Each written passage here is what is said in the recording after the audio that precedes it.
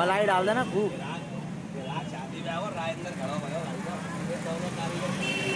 तो यहाँ पे आपने देखा हमने पी है लस्सी, और लस्सी बन चुकी है। अब लस्सी बनने के बाद हम गए थे बाइक से पेट्रोल भरवाने, फिर उसके बाद हम सीधे घर आ गए। आगे दिखाते पेट्रोल भरवाने।